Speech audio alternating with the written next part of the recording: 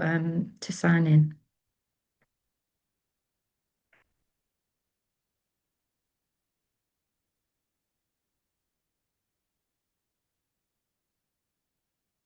Yeah, hi, and we're waiting for the attendees. We are on the live on YouTube too.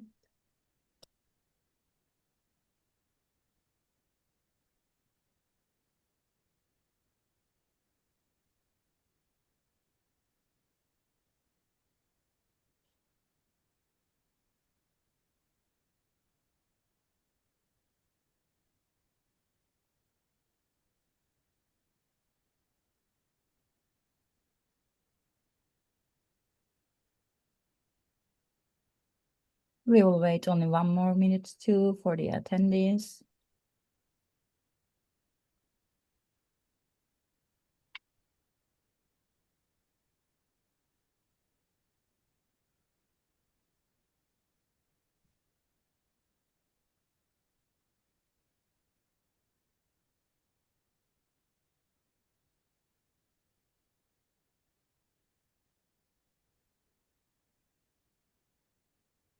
Okay, then I think we can start.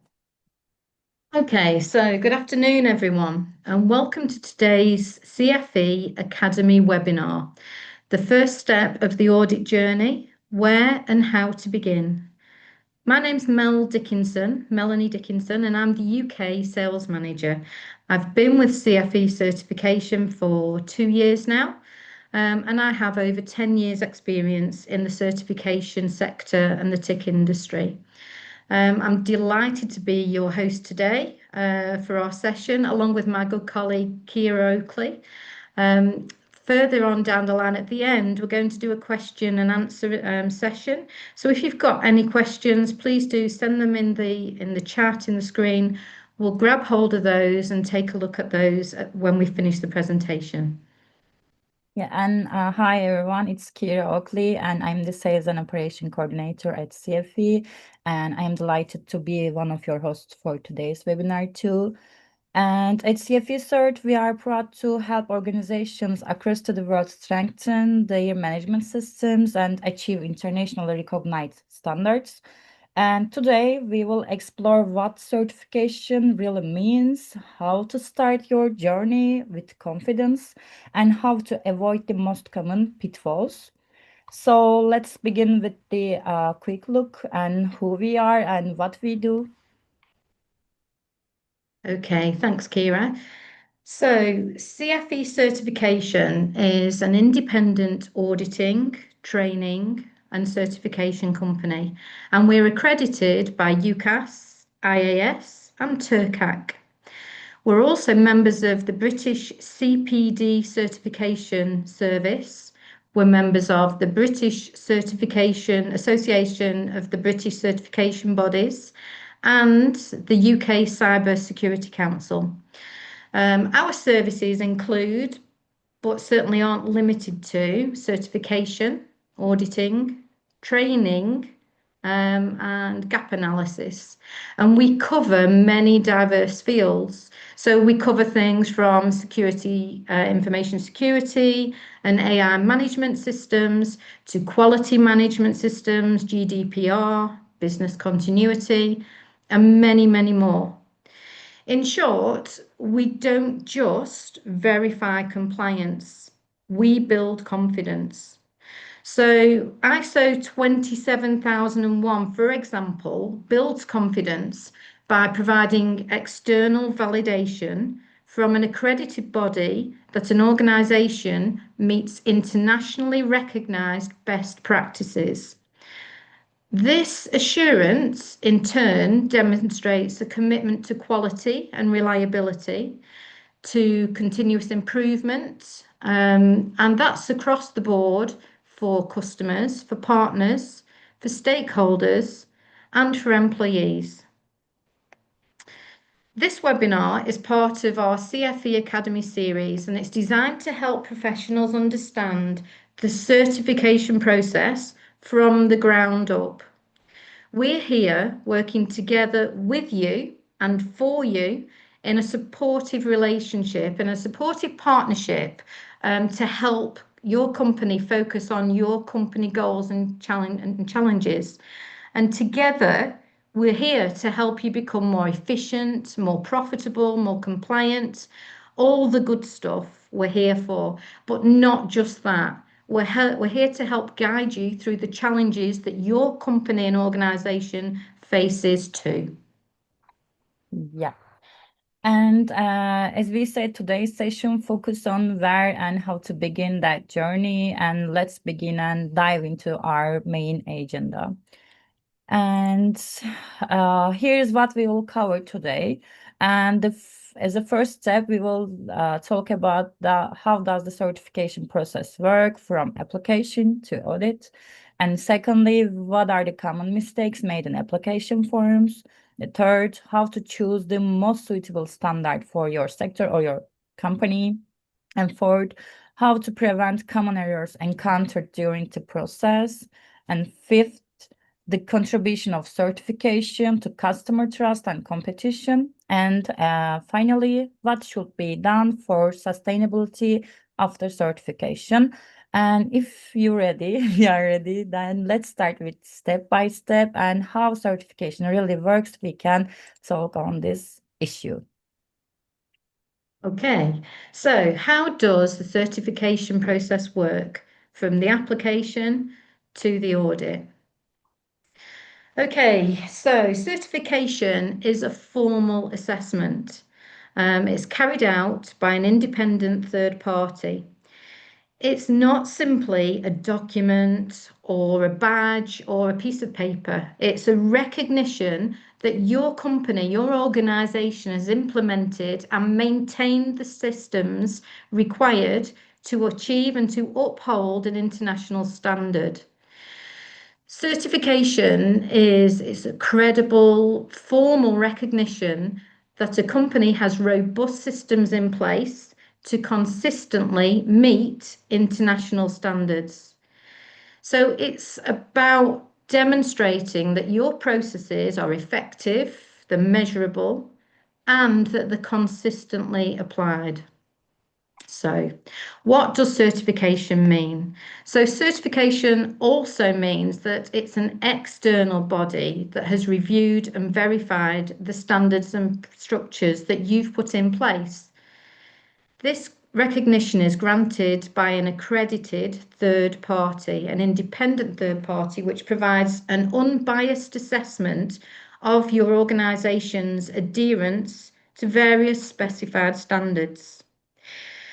So it confirms that your system isn't just theoretical, it's something that you live and breathe daily, and that your system is built within your company's DNA. This transparency and accountability are what build trust with your customers, with your regulators, and with your partners. Yeah. And let's walk through the key stages of the certification journey and what are the stages of this journey. And first of all, we need a trigger to be gain this certification. It can be our internal need, customer request, and any tender. We need a trigger firstly.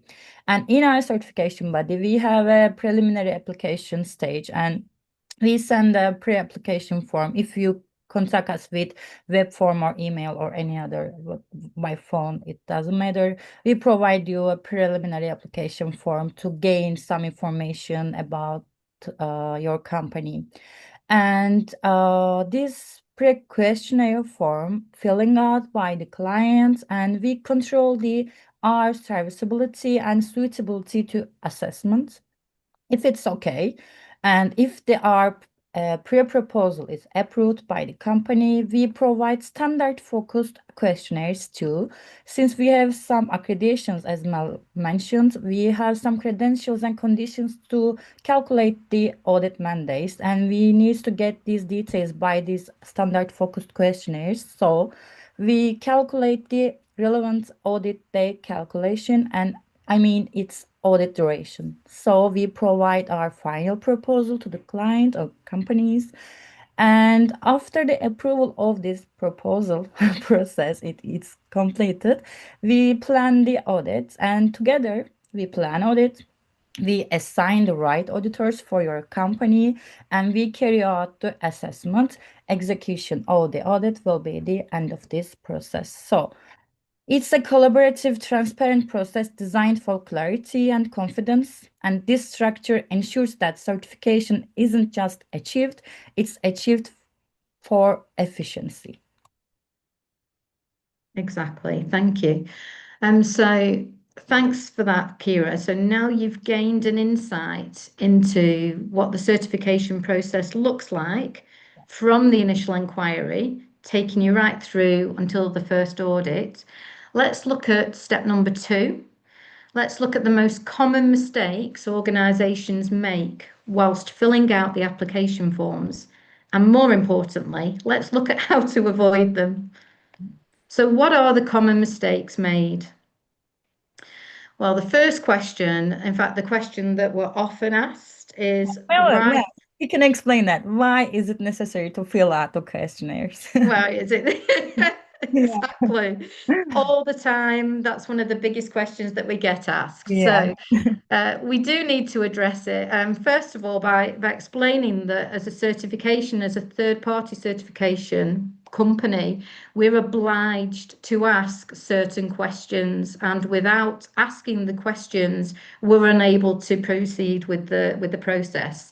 So, I guess the core message here is question forms shouldn't be viewed merely as paperwork. Sometimes you can get a questionnaire, and you can think, what on earth are they? What information? I don't understand it. Please try and help us. We're always here when you're looking at your application form because it can be quite intense. So if it is and you're struggling, that's what we're here for. Pick up the phone, send us an email, we can jump online and we will help and support you complete the questionnaires. However, the core message here is that the question forms, they're not just for the sake of it, they're not just a piece of paperwork. These forms are the first door that you open to us into your company and your system. So they give us the initial critical understanding of your organisation. So, therefore, the quality of the information is crucial. So, the clearer and the more accurate information you share with us, the clearer and the healthier the audit will proceed. I always try and say, if you can think of it this way and think of it as clarity up front, so overshare as much as you can, give us all the information because that saves and leads us on to efficiency later. And that's both for yourselves and for ourselves. Yeah, you are truly right. And now maybe we can continue with why it's necessary to fill out the questionnaire and what's the important. Let's dive into the main problem, and we can talk the questionnaires too. We know we have you have too much questionnaires and you don't want to fill out the forms, but why it's important for us, we need to explain that. The first one, I think it's the most important one. We need to understand the organization to provide any audit and certification services. So this certification body simply cannot plan an effective audit without obtaining fundamental information about the company's field of activity or any sector, employee structure, or their sites and locations. So it's the most important thing to understand the organization first. And second, for suitability and competence assessment, it's, I think, again, too much important since not every certification body is authorized to operate in every sector or geographical location. So we use these forms to check whether your company's field of activity location and match our own area of competence. So it needs to we ensure that we are right partner and we are qualified, we can provide our services to you, or we cannot. And the thirdly, of course, to calculate the correct audit duration, the time we spend on the site, every site is crucial. So information which provide in the forms, number of employees, scope, and the complexity of the services and products, again, very important for us to require calculate the audit days accurately. So getting these informations right prevents scheduling issues and audits later on. So I will continue with these two and why this data is essential for us. And there are few more points which are important to us. And again, to select the appropriate audit team. As we said, your audit team is selected and we plan the auditors. We are selecting the right auditors regarding your service and regarding your product. So based on the information provided in the forms, again, we appoint competent, independent and impartial auditors in the relevant technical field. And imagine in here I wanna have an imagine if you have a data center applying and you didn't specify that your inquiries, and we only appoint an IT security expert for your audit, but you need to manufacturing quality expertise too. So this wastes and everyone time and requires costly rescheduling, and the application form is our auditor matching engine. So it must be fed the right data.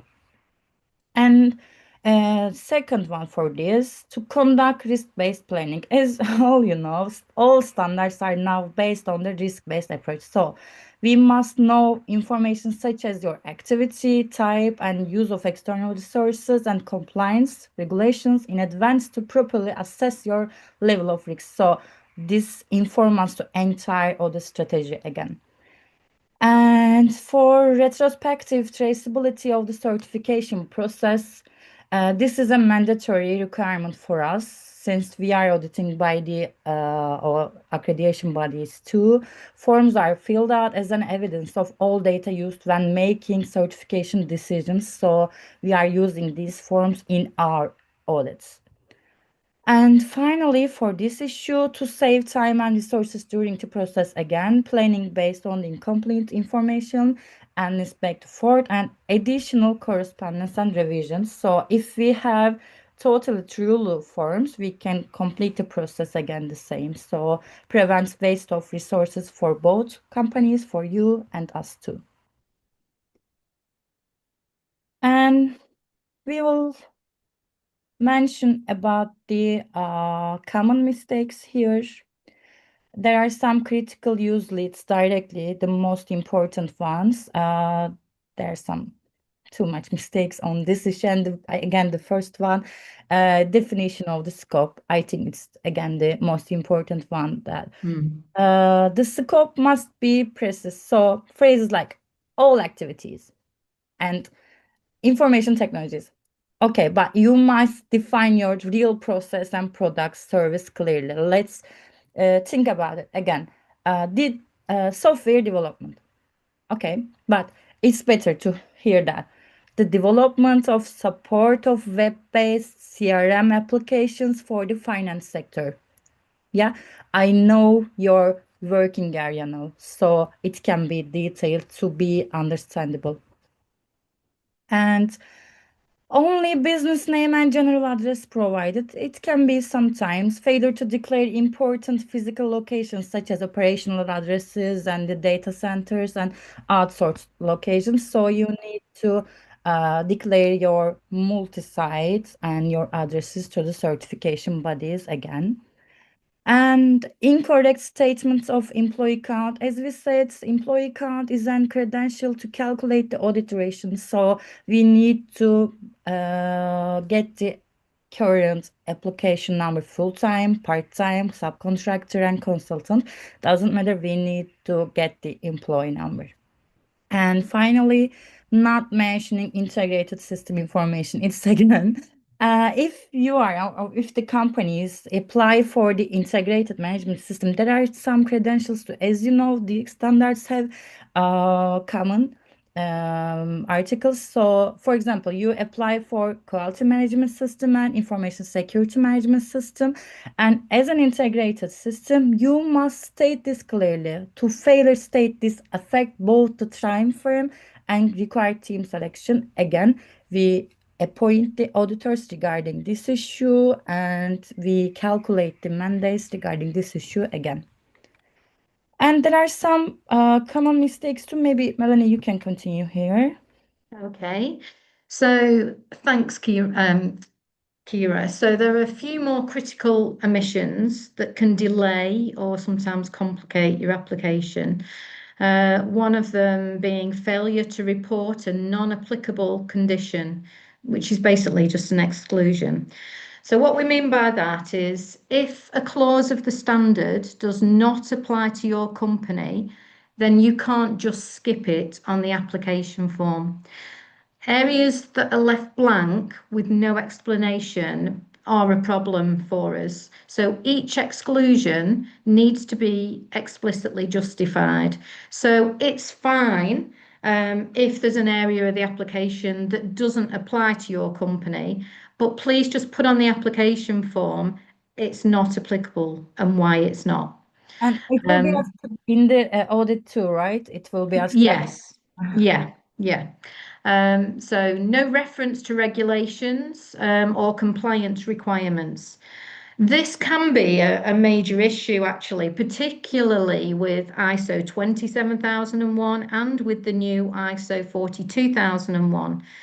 You must specify the legal regulations and sectoral obligations. So, for example, GDPR or potentially the AI Act, those have to be included on the application form so that we again have a good understanding of what it is that we're doing with you.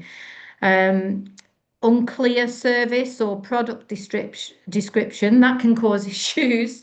So for abstract activities such as Kira was saying earlier, software developing or consulting, the answer to what do we do tends to be quite superficial, and we need non-abstract detail on there. And then that again will enable us to move forward.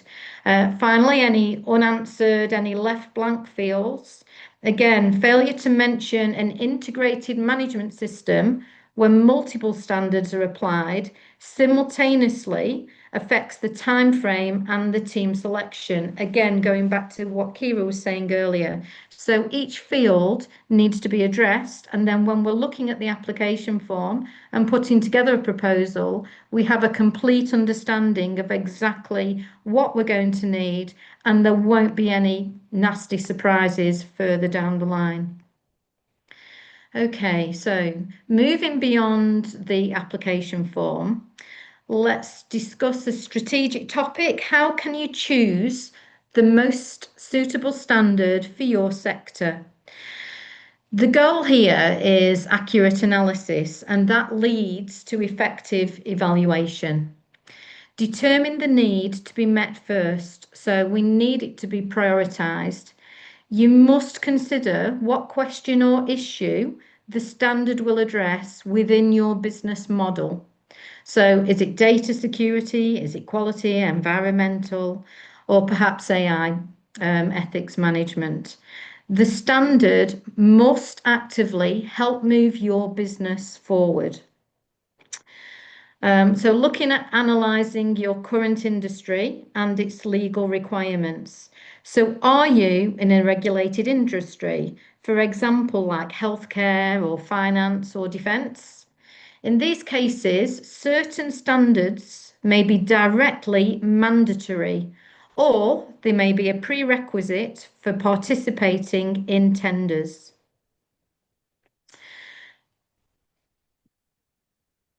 Sorry, next one. We need you to clarify your priorities by consulting with your internal stakeholders.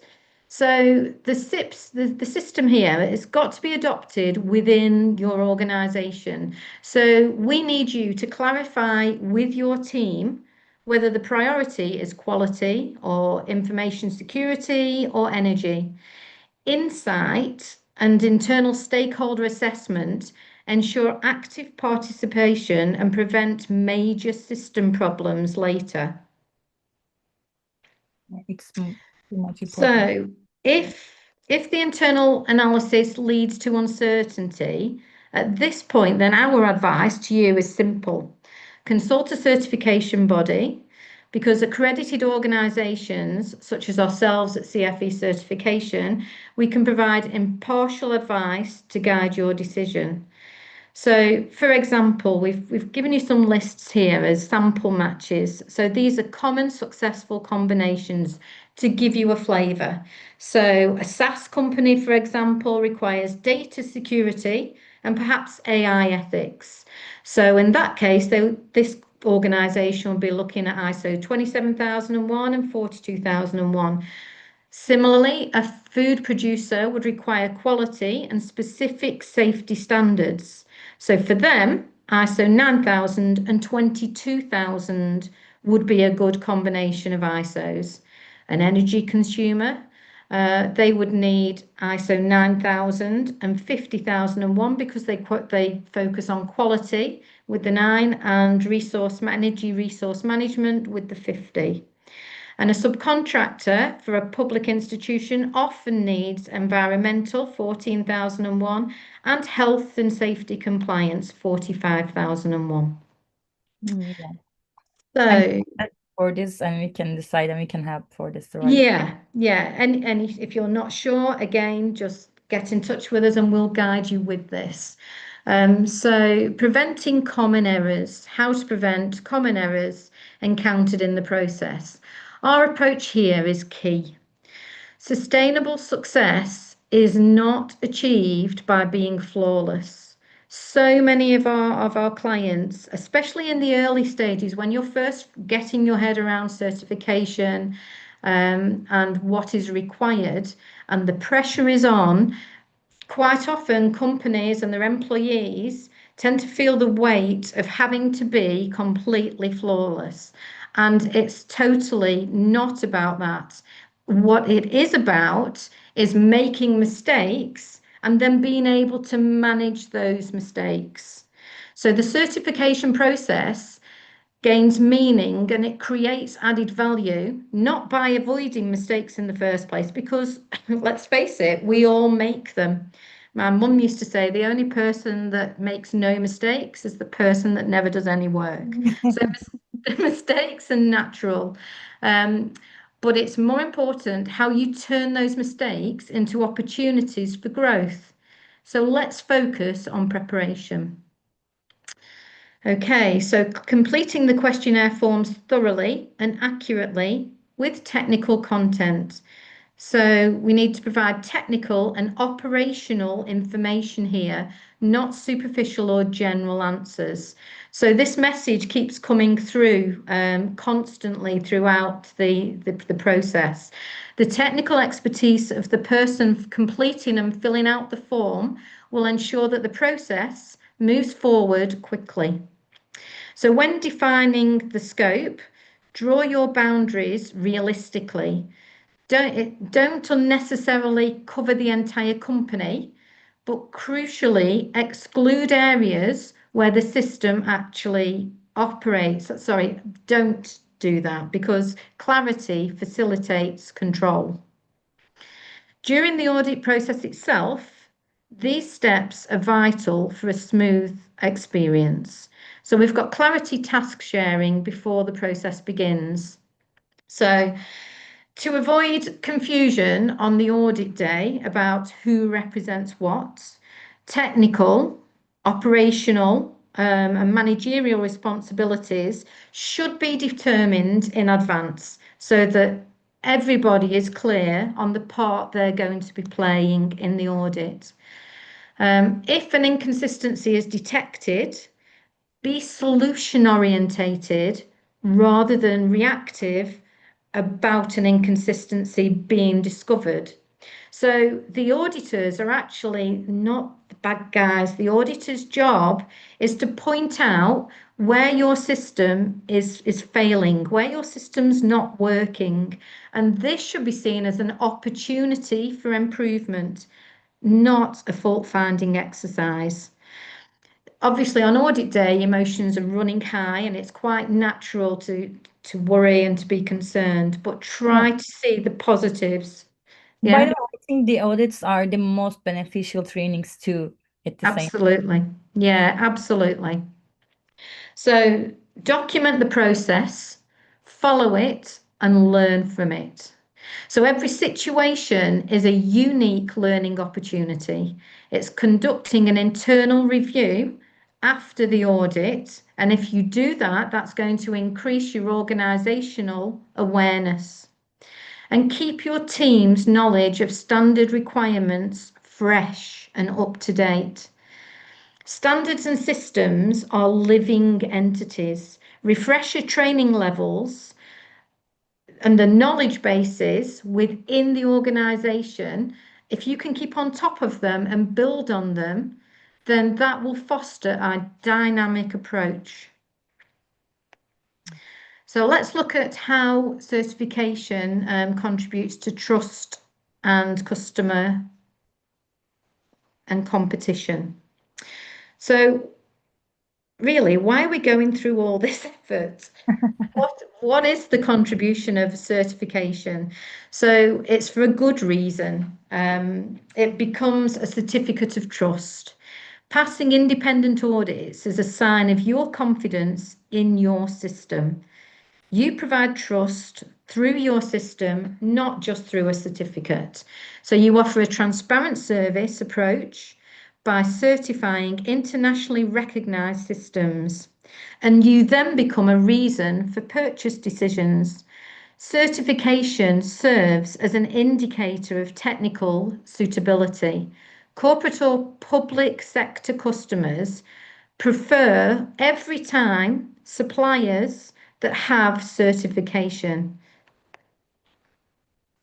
It also offers an opportunity to differentiate yourself from your competition. So you will be standing 9 times out of 10. If you have certification, you're going to be head and shoulders above the rest. Among companies offering the same product and the same service that you offer, a certified system gives you that additional credential. You immediately seem more professional. And it's an investment that supports your corporate reputation. Ultimately, certification sends a message, not only internally, but certainly externally, that we don't leave anything to chance. Yes, so we can say that it's a value. I think it's the one word, but I need to tell it, it's value. So Mhm. in our final points, actually, what should be done for sustainability? It's more important to gain certification is sustainability. Providing sustainability is uh, important, and after we gain the certification, and as you know, the audit journey never truly ends, and we need some periods, and we need to continue sustainability.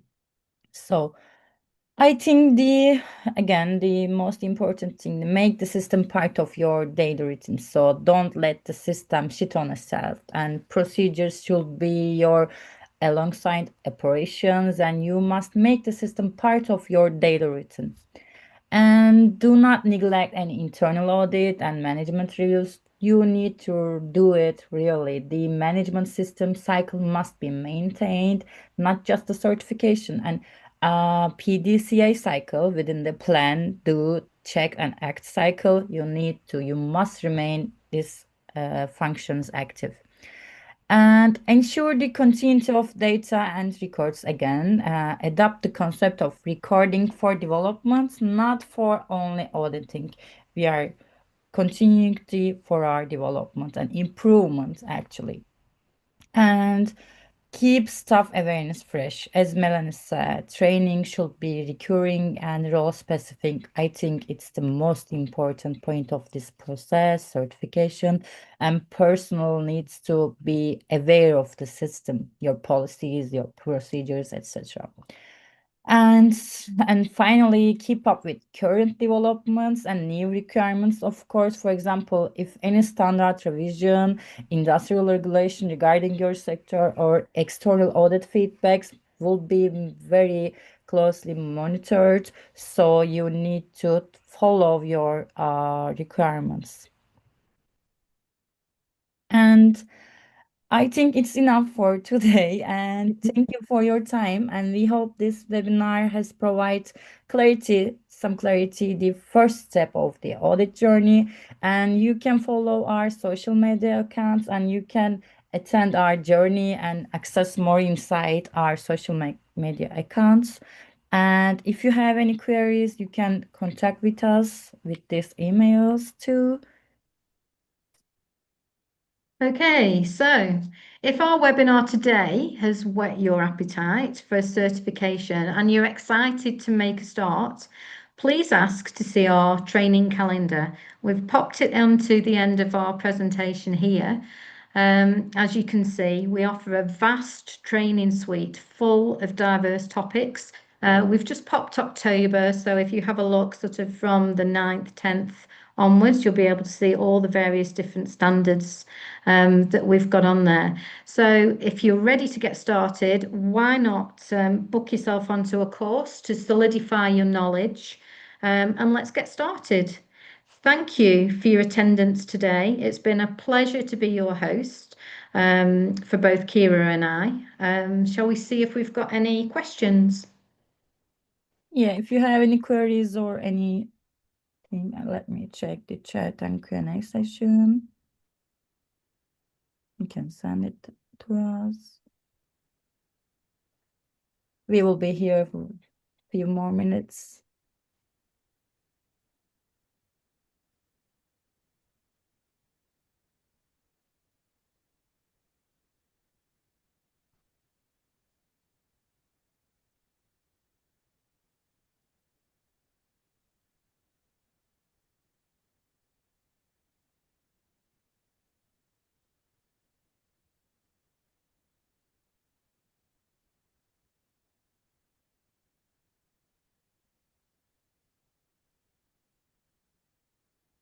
Yeah.